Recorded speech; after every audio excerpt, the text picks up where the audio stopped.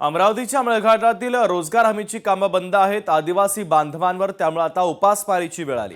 युवक काँग्रेसने या संदर्भात आवाज उठवला। जिल्हाधिकारी कार्यालयावर आंदोलन करण्यात आलं। सरकारने मेळघाटातील आदिवासी बांधवांना कामं द्यावीत आणि न्याय द्यावा, अन्यथा युवक काँग्रेसच्या वतीने तीव्र आंदोलन केलं जाईल असा इशारा युवक काँग्रेसचे जिल्हाध्यक्ष राहुल येवले यांनी दिलेला आहे।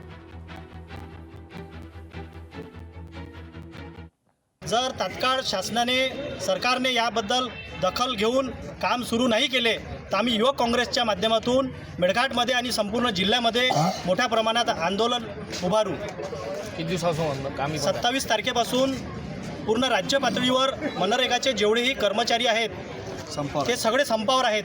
त्याच्यामुळं पूर्णपणे 27 तारखेपासून मेळघाटमधील आदिवासी मजुरांचे काम बंद आहेत, ते तात्काळ सुरू करण्यात यावे, या संदर्भात आमचं आज निवेदन आहे। लोकशाही मराठी ऐका, पहा, जागरूक रहा।